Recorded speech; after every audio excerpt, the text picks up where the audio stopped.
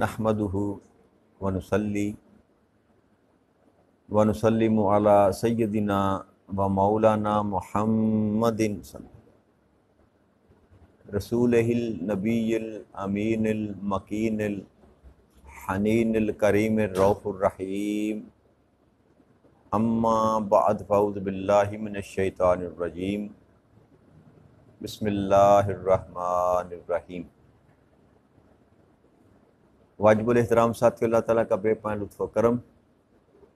اور اس کا احسان عظیم ہے کہ جس کی توفیق سے ہم اس کے ذکر کے لیے اس کے گھر میں جمع ہیں۔ آج اللہ کی توفیق سے سورہ الانعام کی آیت نمبر 153 سے ہم اپنے سبق کا آغاز کر رہے ہیں۔ رب کریم نے ارشاد فرمایا وَأَنَّ هَذَا صِرَاطِ مُسْتَقِيمًا فَاتَّبِعُوهُ وَلَا تَتَّبِعُوا السُّبُلَ فَتَفَرَّقَ بِكُمْ عَنْ سَبِيلِهِ ذَلِكُمْ وَصَاكُمْ بِهِ لَعَلَّكُمْ تَتَّقُونَ، اور یہ کہ یہی میرا سیدھا رستہ ہے، سو تم اس کی پیروی کرو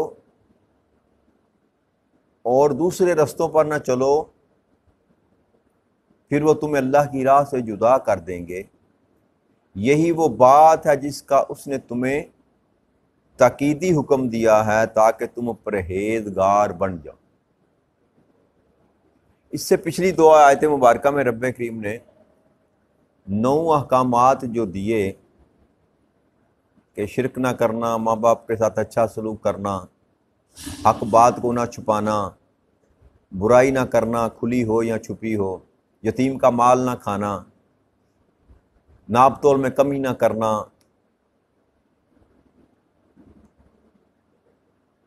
تو یہ سارا مضمون بیان کرنے کے بعد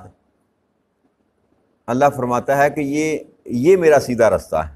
یہ احکامات شرعیہ جو تمہیں بتائے گئے یہ میرا وہ سیدھا رستہ ہے،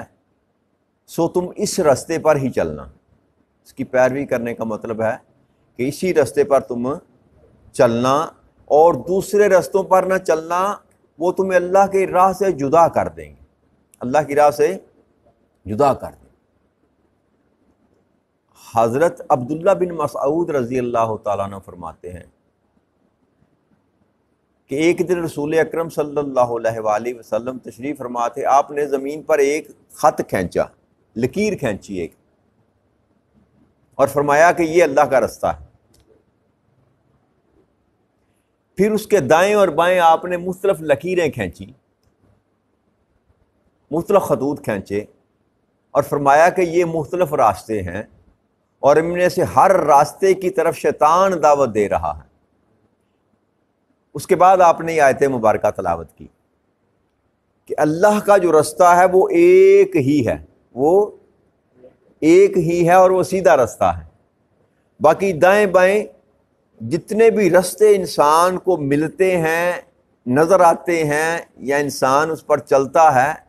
تو اللہ اور اللہ کا رسول یہ فرما رہے ہیں کہ وہ رستے حقیقت میں تمہیں شیطان دعوت دیتا ہے اس رستے پر چلنے،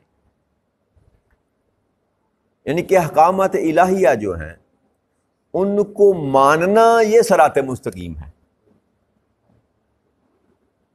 اللہ کے مقابلے پہ کسی کو شریک نہ ٹھہرانا یہ صراط مستقیم ہے۔ یعنی کہ صراط مستقیم کا مطلب یہ نہیں ہے کہ ایک رستہ ہے بس اس پر آپ کو سڑک ہے، کوئی شاہراہ ہے جی، کوئی موٹر وے ہے کہ یہ سیدھا رستہ ہے، نہیں۔ صراط مستقیم سے مراد وہ کہ بندہ اس ڈگر پر چلے جو اللہ اور اللہ کے رسول نے تمہارے لیے متعین کی، زندگی گزارنے کا وہ طریقہ اپنائے جو اللہ اور اللہ کے رسول نے تمہارے لیے پسند کیا ہے، اس کو کہتے ہیں صراط مستقیم، سیدھا رستہ۔ کہ جب بھی کوئی بھی کام زندگی میں انسان کرنے لگے، جیسے بھی انسان کے معاملات ہوں، وہاں جب وہ فیصلہ کرے تو وہ اس چیز کا فیصلہ کرے جو اللہ اور اللہ کے رسول نے حکم دیا ہے، یہ صراط مستقیم ہے۔ اور اگر آپ نے اللہ اور اللہ کے رسول کی بات کو چھوڑ کر کسی اور کی بات کو مان کر اپنے معاملات کو چلایا تو یہ صراط مستقیم سے گویا ہٹ جانا ہے۔ اور اللہ فرماتا ہے اور اللہ کے رسول فرماتے ہیں کہ یہ شیطان ہے جو تمہیں دعوت دے کر اللہ کے راستے سے ہٹا رہا. اللہ کو چھوڑ کر کسی اور کو معبود انسان تسلیم کر لے تو یہ شیطان ہے جو انسان کو بہکاوا دیتا ہے کہ وہ تو نظر ہی نہیں آتا، پتہ نہیں کہاں ہے کہ نہیں ہے، کہ اس نے کبھی اس کو کسی نے دیکھا ہی نہیں، نہ کبھی سنا کسی کا اس نے. جی یہ دیکھو یہ نظر آتے ہیں. تو شیطان جو انسان کو بہکاوا دیتا ہے، اور انسان جو ہوتا ہے اپنی غرض، اپنی لالچ، اپنے طمع اور اپنی دنیاوی فائدے کی وجہ سے شیطان کے چکر میں آ جاتا ہے. تو جو شیطان کے بہکاوے میں آ کر اصل کو چھوڑ گیا وہ صراط مستقیم سے ہٹ گیا. تو صراط مستقیم یہ ہوا کہ جو بھی حکم اللہ اور اللہ کے رسول نبی اکرم صلی اللہ علیہ وآلہ وسلم نے بتایا، ان سارے اعمال پر عمل کرنا جو ہے وہ صراط مستقیم. یہ نہیں ہے کہ آپ جھوٹ بھی بولتے چلے جائیں اور کہیں میں صراط مستقیم پر ہوں، آپ کم بھی تولتے چلے جائیں اور کہیں میں صراط مستقیم پر ہوں. یعنی کہ فقط دین کے معاملے میں کچھ اعمال کو آپ نے کر لیا اور کچھ کو ترک کر دیا تو پھر یہ کامل صراط مستقیم آپ کو ملا نہیں ہے. آپ نماز پڑھتے ہیں، آپ نے ایک فرض پورا کیا، اللہ کا ایک حکم مان لیا، اس کے بعد آپ جھوٹ بولتے ہیں، تو یہ نماز جو ہے وہ آپ کے جھوٹ بولنے کو بیلنس نہیں کرے گی. وہ نیکی کا کام اپنی جگہ پر، یہ برائی کا کام اپنی جگہ پر. نیکی کے معاملے میں اللہ کریم آپ کو جزا دے گا اور برائی کے معاملے میں اللہ کریم آپ کو سزا دے گا. تو صراط مستقیم یہ ہے کہ انسان ایسا کوئی کام کرے ہی نہ جو اللہ اور اللہ کے رسول نے جس سے منع کیا. جب اس طرح کی زندگی انسان اپنا لیتا ہے، ایسی اپنی ڈگر بنا لیتا ہے، ایسا اپنا چال چلن بنا لیتا ہے، تو گویا وہ انسان صراط مستقیم پر، وہ انسان صراط مستقیم پر ہے. تو اللہ نے فرمایا یہ میں تقییداً تمہیں حکم دے رہا ہوں تاکہ تم پرہیزگار بن سکو، تم رک جاؤ برائی کے کاموں سے باز آ جاؤ. بار بار جو رب کریم کہتا ہے میں تم کو یہ بتا رہا ہوں، تقییداً تمہیں حکم دے رہا ہوں تاکہ تم ان برائیوں سے بچے رہو، سیدھے رستے پر رہو، صراط مستقیم پر رہو. اور اسی طرح حضرت عرباد بن ساریہ رضی اللہ عنہ فرماتے ہیں کہ نبی اکرم صلی اللہ علیہ وسلم ایک دن فجر کی نماز پڑھ کے آپ نے گفتگو شروع کی، نصیحت کرنی شروع کی، اور آپ اس قدر آپ نے مؤثر نصیحت کی کہ ہم میں سے ہر ایک جو تھا اس کے آنسو جاری ہو گئے اور ہمارے دل جو تھے وہ خوف زدہ ہو گئے. اور ایک شخص نے تو یہاں تک کہا کہ ایسا لگتا ہے کہ یہ کسی شخص کے بچھڑنے والے شخص کا خطاب ہے، کہ جیسے نبی اکرم صلی اللہ علیہ وسلم ہمارے ساتھ آخری بات کر رہے ہیں، الوداعی خطاب ہمارے ساتھ کر رہے ہیں. تو آپ نے فرمایا آپ ہم کو کیا وصیت فرماتے ہیں؟ تو آپ نے فرمایا میں تمہیں اللہ سے ڈرنے کی وصیت کرتا ہوں. اللہ سے ڈرنے سے مراد یہ ہے کہ اللہ کی فرمان جو ہیں ان کے خلاف جانے سے انسان کو ڈر لگے. عذاب جہنم کا جو اللہ نے وعید سنا رکھی ہے اس سے اس کو ڈر لگے کہ میں اگر گناہ کروں گا، برے عمل کروں گا، اللہ کے بتائے ہوئے راستے سے پیچھے ہٹ جاؤں گا تو اللہ کریم میری پکڑ کر لے گا. اس بات سے ڈرے کہ وہ منصف ہے، وہ عادل ہے، وہ عدل کرنے والا ہے، اس کی پکڑ بڑی سخت ہوتی ہے. تو یہ خوف رکھے اپنے دل میں کہ اس نے میرا محاسبہ کرنا، وہ مجھے دیکھ رہا ہے، میرے ہر عمل سے باخبر ہے اور وہ میری پکڑ کرے گا، مجھ سے حساب مانگے گا، میرے گناہوں کے بدلے میں مجھ کو جہنم میں پھینکے گا. یہ خوف انسان اپنے اوپر رکھے. پہلی بات آپ نے فرمائی اللہ سے ڈرنے کی وصیت کرتا ہوں اور حاکم کا حکم سننے اور اس کی اطاعت کرنے کی وصیت کرتا ہوں کہ جو تم پر حاکم مقرر کیا جائے، اس کو اولو الامر کہتے ہیں، اللہ اور اللہ کے رسول کے بعد جو بھی حاکم مقرر کیا جائے اس کی اطاعت کرنا، اس کی اطاعت کرنا، خواہ وہ حبشی غلام ہی ہو. یعنی کہ یہ سبق دیا جا رہا ہے کہ نسل یا حسب اور نسل کی وجہ سے کسی کی اطاعت نہیں کی جا سکتی. حاکم وقت جو اللہ اور اللہ کے رسول کے احکامات کے تابع ہے اس کی بات کی جا رہی ہے، فاسق اور فاجر کی بات نہیں کی جا رہی. جی یہ سلطنت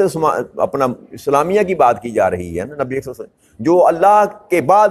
زمین پر تمہارا حاکم مقرر کیا جائے، یہ وہ خلیفۃ الرسول جن کو کہا جاتا ہے،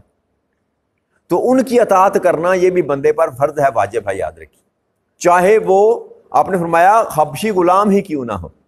اور ایک اور حدیث مبارک میں ہے کہ چاہے اس کا سر کشمش کے دانے کی طرح ہی کیوں نہ ہو، یعنی کہ دیکھنے میں وہ تمہاری نظروں کو اچھا بھی نہ بے شک لگے، لیکن اگر تمہارا حاکم مقرر کر دیا جائے تو اس کی اطاعت کرنا تم پر واجب ہو جاتی، اور یہ حکم خدا بھی ہے اور حکم رسول بھی ہے صلی اللہ علیہ وسلم، امیر کی اطاعت کرنا، امیر کی اطاعت کرنا۔ اور پھر آپ نے فرمایا کہ تم میں سے جو شخص بعد میں زندہ رہے گا وہ بہت اختلاف دیکھے گا، تم نئی نئی باتوں میں پڑھنے سے بچنا، کیونکہ نئی نئی باتیں گمراہی میں مبتلا کر دیتی۔ تم میں سے جو شخص دین میں نئی بات دیکھے وہ میری سنت کو لازم کرے اور خلفائے راشدین مہدیین کی سنت کو لازم کرے، اس سنت کو دانتوں سے پکڑ لو۔ یہ حدیث مبارک جو ہے یہ کئی کتب میں اس کو بیان کیا، سنن ترمذی میں ہے، سنن ابو داؤد میں، سنن ابن ماجہ ہے، سنن دارمی ہے، مسند احمد بن حنبل میں ہے، المستدرک میں ہے، اور کئی کتب میں کئی طرق سے یہ حدیث مبارک جو ہے نقل کی گئی کہ میرے بعد جو ہے وہ نئی نئی باتیں جو ہیں وہ آئیں گی، جن کو بدعت کہا جاتا ہے، جن کو بدعت کہا جاتا ہے، کہ ایسی باتیں جن کا اصل دین کے ساتھ کوئی تعلق نہیں ہوتا، بس اپنی مرضی سے وہ گھڑ لیں اور اسی کو دین سمجھ لیا، اسی کو ہی دین سمجھ لیا۔ تو آپ نے فرمایا کہ جو وہ نئی باتیں دیکھے وہ میری سنت کو پکڑ کر رکھے، یعنی کہ جو زندگی میں نے بسر کی، اپنی زندگی کے جو جو اعمال میں نے کیے ان اعمال کو پکڑ کر رکھے، یا اس کے بعد جو خلفائے راشدین میں سے ہے، راشدین مہدیین، جو خلفائے راشدین ہیں ان کی سنت کو پکڑ کر رکھے، یعنی کہ نبی اکرم صلی اللہ علیہ وسلم کی زندگی مبارک اور صحابہ خلفائے راشدین کی زندگی مبارک، یہ ہے حجت کسی بھی چیز کو پرکھنے کے لیے، جاننے کے لیے، دیکھنے کے لیے۔ دیکھیں نا، دور بدلتا چلا جاتا ہے، دور آج سے 15 صدیاں قبل جو معاملات آج تھے وہ اس وقت نہیں تھے۔ بدعت کہتے ہیں دین میں نئی چیز کو لے کر آنا، دین میں کئی نئی چیز کو لے کر آنا، ایسی چیز جو دین میں تبدیلی کرے، بدلاؤ کرے، اس کو بدعت، اس بدعت سے منع کیا گیا ہے۔ باقی جو چھوٹے فروعی معاملات ہیں جو بدعات، ان بدعات کی بھی دو تعریفیں کی گئی ہیں، ایک کو بدعت حسنہ بھی کہتے ہیں، بدعت خدا بھی کہتے ہیں، اور ایک بدعت ضلال پہ کہتے ہیں، اچھی بدعت اور گمراہی والی بدعت، جی یہ تعریف بھی کی جاتی ہے۔ اس میں اختلاف پایا جاتا ہے، کئی لوگ کہتے ہیں کہ بدعت بس بدعت ہی ہے، کوئی بھی بدعت جو ہے وہ قابل قبول نہیں، لیکن انتہا کی سوچ ہے، یہ انتہا کی سوچ ہے۔ ایسا کام جو دین سے ٹکراؤ پیدا نہ کرے، قرآن و سنت کے خلاف نہ جائے، ایسی بدعت کو قبول کیا جاتا ہے۔ بدعت کا معنی ہی ہوتا ہے نئی چیز، اسی اللہ کا نام ہے بدیع السماوات والارض، اس وہ زمین و آسمان کو بنانے والا، کہ جو چیز پہلے سے موجود نہ ہو اس کو بنانا کہتے ہیں بدعہ، نئی بنانی چیز،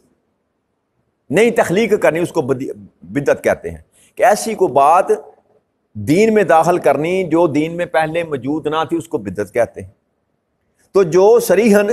اللہ کے رسول کی بات کے ساتھ اور صحابہ کرام کی بات زندگی کے معمولات کے خلاف ہو جائے گی، وہ کسی صورت قبول نہیں کی جائے گی۔ باقی کچھ ہوتی ہیں رسومات، کچھ ہوتی ہیں رسومات جو اپنے اپنے علاقے کی ہوتی ہیں، معاشرے کی ہوتی ہیں، جیسے عرب میں جو ہم کپڑے پہنتے ہیں نا، یہ عرب میں نہیں پہنے جاتے۔ اب اس کو یہ نہیں کہا جا سکتا کہ پینٹ شرٹ جو ہے وہ بدعت ہے، وہ ایک لباس ہے، جی کھانے کی چیزیں ہیں جو نبی اکرم صلی اللہ علیہ وسلم کے دور میں نہ تھیں، جی جیسے آج پیزا ہے، برگر ہے، شوارما ہے، یہ چیزیں نبی اکرم صلی اللہ علیہ وسلم کے دور میں تو نہ تھی نا، تو ہے تو یہ بدعت ہی کہ بعد میں آئیں، لیکن یہ دین میں بدعت نہیں ہے۔ اس کو ایسے نہیں جوڑا جا سکتا کہ یہ دین میں بدعت ہے۔ دین میں بدعت سے مراد یہ ہے کہ وہ احکامات جو اللہ اور اللہ کے رسول نے دیے ان سے ہٹ کر کوئی نیا حکم دین میں شامل کیا جائے، اس کو بدعت کہتے ہیں، اور ایسی تمام بدعت جو ہے وہ حرام ہے، اس کی قطعاً کوئی گنجائش نہیں ہے۔ باقی اس کے نیچے جو کچھ ہے نا وہ مباح ہے، جائز ہے، جی اس کے نیچے یہ جو پیمانہ اللہ اور اللہ کے رسول نے دیا نا، آپ نے فرمایا کہ میری سنت کو لازم پکڑ کر رکھنا اور میرے خلفاء راشدین جو ہے مہدیین کی سنت کو لازمی رکھنا، وہاں پرکھ لینا کہ کیا یہ ٹکراؤ تو نہیں کرتی اللہ کے حکم کے ساتھ، اللہ کے رسول کے زندگی گزارنے کے طریقے کے ساتھ، یا خلفائے راشدین کی زندگی گزارنے کے طریقے کے ساتھ وہاں ٹکراؤ تو نہیں رکھتی۔ اگر ٹکراؤ ہے تو پھر کسی بھی شکل میں وہ قابل قبول نہیں ہے۔ اور یہ ساری جو بات کی جا رہی ہے احکامات الہیہ کی، حکم کی بات کی جا رہی، ایسے معاملات جن کا حکم دیا گیا یا دین میں جو حکم کا درجہ رکھتے ہیں، جن سے دین کی شکل بگڑتی ہے، ان کی بات کی جا رہی ہے۔ ہمارے یہ بھی المیہ ہے نا، ہماری چیز کو پکڑ کہتے ہیں یہ بھی بدعت ہے جی، ایک پورا فرقہ ہم نے بنا دیا، بدعتی فرقہ بھی ہم نے بنا دیا، ایک مقتدہ فکر نے پورے کے پورے مسلک کو بدعتی بنا دیا کہ یہ سارے ہی بدعتی ہیں جی۔ ایسی سوچ بھی جو ہے نا یہ بھی انتہا پسندی ہوتی ہے۔ بھئی ایسا کوئی بھی عمل، مسلک کوئی بھی ہو، عقیدہ کوئی بھی ہو، ٹائٹل آپ کا کوئی بھی ہو، ایسا کوئی بھی کام جو اللہ اور اللہ کے رسول کے احکامات کے خلاف ہو، آپ کی سنت کے خلاف ہو، وہ کسی بھی شکل میں قابل قبول نہیں۔ یہ فرق رکھنا چاہیے، یہ فرق رکھنا چاہیے۔ شادی بیاہ کے معاملات میں جو کچھ ہم کرتے ہیں، یہ جو طریقہ ہمارا یہاں پایا جاتا ہے، رسم و رواج جو ہے، بارات لے کر جانا، دلہن کو گاڑی میں بٹھا کر لانا، یہ سارا، اور ولیمہ جو ہے جا کر میرج ہال میں کرنا، اب وہاں اس کے اوپر اگر دین کا اطلاق کرنا شروع کر دیں گے تو آپ زندگی نہیں بسر کر سکتے۔ زندگی بسر ان چیزوں سے دین پہ فرق کوئی نہیں پڑتا۔ ہاں اگر آپ کھلی خلاف ورزی کر رہے ہیں دین کے احکامات کی، عورتوں اور مردوں کا اختلاط ہے، لڑکیاں اور نوجوان لڑکے ڈانس کر رہے ہیں، ایسی محفل اگر آپ بنا رہے ہیں تو اس کی قطعاً کوئی شریعت میں گنجائش نہیں ہے۔ اللہ کریم آپ کی زندگی کی جو خوشی کے معاملات ہیں، اور اللہ کے رسول نے بھی ان کو سیلیبریٹ کرنے سے منع نہیں کیا،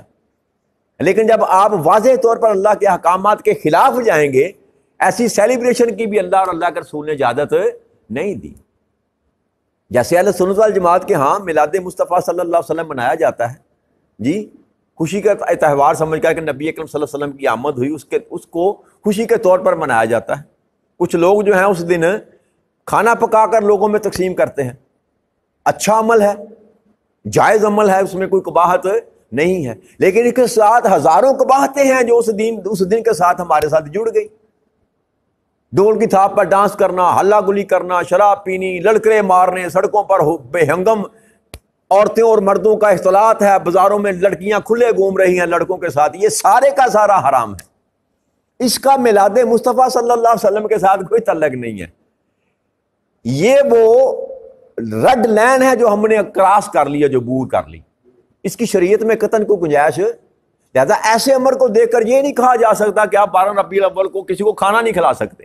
یہ بھی انتہا پسندی ہے، یہ بھی انتہا پسندی ہے۔ لہذا جو دین سبق سکھاتا ہے وہ اعتدال کا راستہ ہے۔ جو چیز اللہ اور اللہ کے رسول کے دین میں بدلاؤ پیدا کرے جی، اس کو بدعت کہتے ہیں، اور اس کی قطعاً بھی کسی بھی مسلک میں، کسی بھی عقیدے میں، کسی بھی امام نے اس کو قبول نہیں کیا، اور کسی بھی شکل میں وہ قبول نہیں۔ تو لہذا ہمیں اس معاملے میں تھوڑا سا اپنے آپ کو برائٹ مائنڈڈ رکھنا چاہیے۔ دین جبر نہیں سکھاتا، دین تنگ بھی نہیں ہے۔ اللہ اور اللہ کے رسول نے جو دین پیش کیا نا، نبی اکرم صلی اللہ علیہ وآلہ وسلم جب صحابہ کرام کو بھیجا کرتے تھے نا دین کی تبلیغ کے لیے،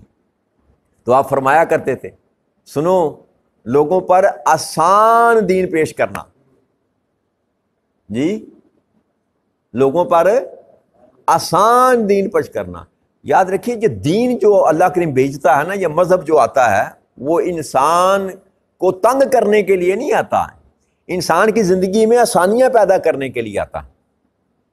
دیکھیں نا، کئی دفعہ ہم نے گفتگو کی کہ اللہ نے چیزیں حرام کر دی، حرام کر دی، تم سور کا گوشت نہیں کھا سکتے، تم مردار نہیں کھا سکتے، تم بہتا ہوا خون نہیں استعمال کھا سکتے، منع کر دیا نا۔ ایسا جانور جس پر میرے سوا کسی اور کا نام پکارا گیا تم نہیں کھا سکتے، منع کر دیا، مگر کہا نہیں ٹھہرو، اگر تم مر رہے ہو تو پھر تم کھا سکتے ہو۔ اس سے زیادہ بھی کوئی دین میں آسانی ہو سکتی ہے کہ جو ہے ہی حرام، جو کھایا نہیں جا سکتا، اللہ کہتا ہے نہیں، اگر تمہاری جان جا رہی ہے نا تو تم پھر اس کو کھا لو، کیونکہ تمہاری زندگی جو ہے وہ زیادہ قیمتی ہے۔ انسان کی زندگی زیادہ قیمتی ہے۔ تو جب وہ مالک و مختار ہو کر حرام کی ہوئی چیزوں کو تم پر حلال کر دیتا ہے کہ تمہارے لیے آسانی پیدا ہو جائے زندگی گزارنے میں، تو ہمیں بھی تھوڑا سا اپنا ماحول آسان رکھنا چاہیے، تھوڑی سی لچک دینی چاہیے۔ معاشرتی معاملے میں کہہ رہا ہوں، دین کے معاملے میں نہیں۔ جو احکامات ہیں، یہ نہیں میں کہہ رہا کہ شراب کو حلال کر دیا جائے، نہ، باقی زندگی کے جو رسم و رواج ہمارے چل رہے ہیں معاشرے میں، ہر معاشرے میں اپنے ہوتے ہیں، پاکستان کے اپنے ہیں، انڈیا کے اپنے ہیں، عرب کے اپنے ہیں، ان معاشرتی جو رسم و رواج ہیں ان میں تھوڑی سی لچک انسان کو اس کا مظاہرہ کرنا چاہیے، لیکن یہ ہے کہ اللہ کی حدوں کو اس کے قریب نہیں جانا چاہیے، اللہ کی حدوں کے قریب نہیں جانا چاہیے۔ لہٰذا یہ دو ٹوک بات ہے کہ جو بات اللہ اور اللہ کے رسول کے حکم کے خلاف ہو جائے گی، اس کو کبھی بھی کسی بھی زمانے میں نہ قبول کیا گیا اور نہ قیامت تک وہ قابل قبول ہوگی۔ تو اللہ تعالیٰ سے اس دعا کے ساتھ کہ رب کریم ہمیں دین کا فہم عطا فرما دے، ایک دوسرے کے لیے آسانیاں پیدا کرنے کا سبب بنا دے اور ایک دوسرے کے لیے آسانیاں تقسیم کرنے والا بنا دے۔ وما علینا الا البلاغ المبین۔ السلام علیکم ورحمۃ اللہ وبرکاتہ۔